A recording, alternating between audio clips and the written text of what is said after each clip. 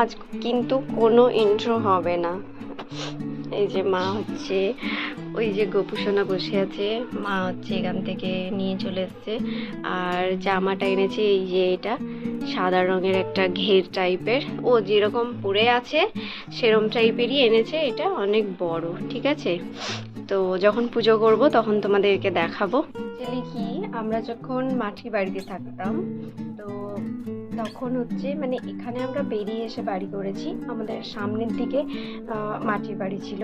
তো যখন আমরা মাটির বাড়িতে থাকতাম তখন আমাদের জন্মাষ্টমী পুজো হতো, তাও ঠাকুরমশাইকে দিয়ে। কিন্তু এখন আর আমাদের ঠাকুরমশাই দিয়ে জন্মাষ্টমী পুজো হয় না। আর গপু আমাদের বাড়িতে এসছে, এই যে ঠাকুরকে পেছনে ফেলে ভিডিও বানাতে নেই। তো গপু আমাদের বাড়িতে এসছে মাঘ মাসের 1 তারিখে। তো সেই জন্য মা বললো তো পুজো তো হয় না, কিন্তু আমি বললাম যেহেতু গপু আছে সেহেতু ঠাকুরমশাইকে দিয়ে পুজো না করলেও আমি নিজে পুজো করব। তো ভুল ত্রুটি মার্জনীয়, যদি কোথাও ভুল হয়ে থাকে তোমরা যারা ভিডিওটা দেখছো, বাদবাকিটা যারা দেখবে তারা ক্ষমা করে দিও। তো আমি একটা বাচ্চার মতো করেই ভালোবেসেই ওকে জাস্ট একটু আদর করে দেবো, ব্যাস এটাই।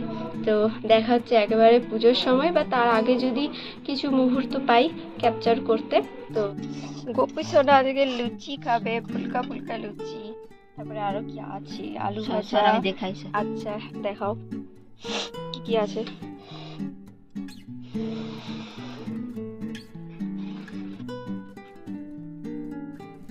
ও, পটল ভাজা, আর কি আলু ভাজি। আলু ভাজা। আমি মুখে হাত চাপা দিয়ে কথা বলছি, ভালো। এখন হচ্ছে সুজি সুজি।